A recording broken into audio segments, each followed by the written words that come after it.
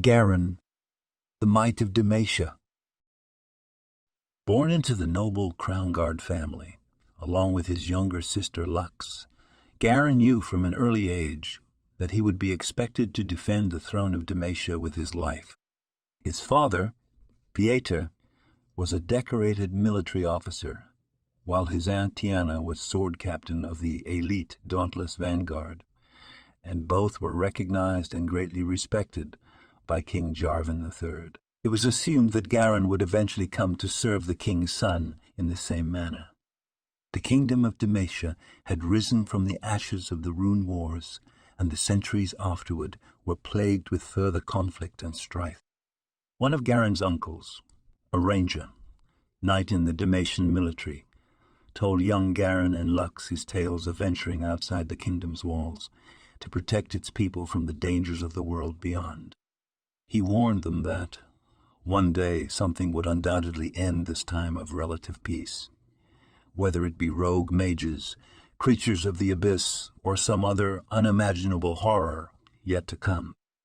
As if to confirm those fears, their uncle was killed in the line of duty by a mage before Garen turned 11.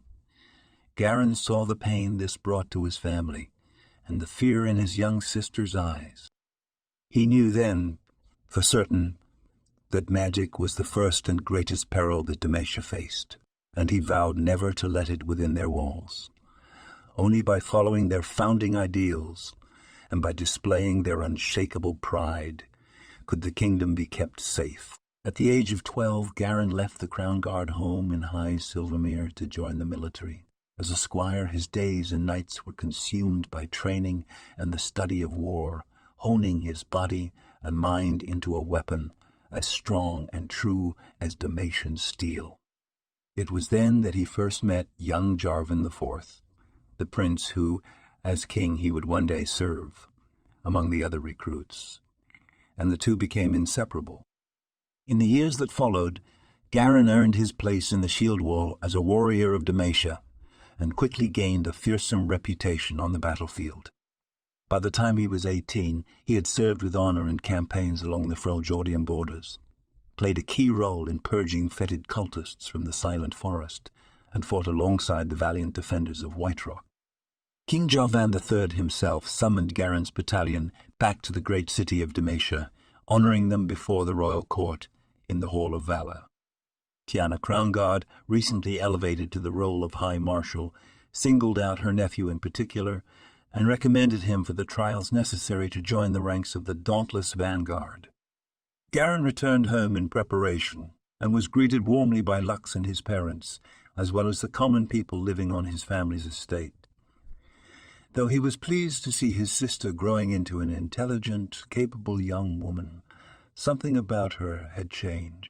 He had noticed it whenever he visited, but now Garen wrestled with a real and gnawing suspicion that Lux possessed magical powers, though he never let himself entertain the idea for long. The thought of a Crownguard being capable of the same forbidden sorceries that had slain their uncle was too unbearable to confront.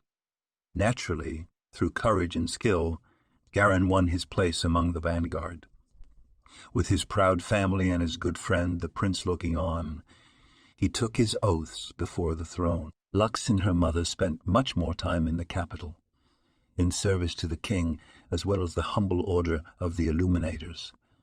Yet Garen tried to keep his distance as much as possible. Though he loved his sister more than anything else in the world, some small part of him had a hard time getting close to her, and he tried not to think about what he would be forced to do if his suspicions were ever confirmed.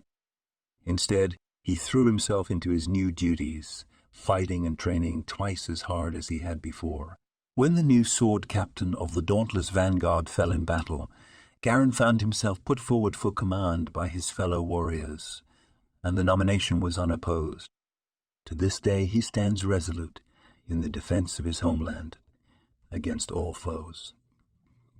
Far more than Demacia's most formidable soldier, he is the very embodiment of all the greatest and most noble ideals upon which it was founded.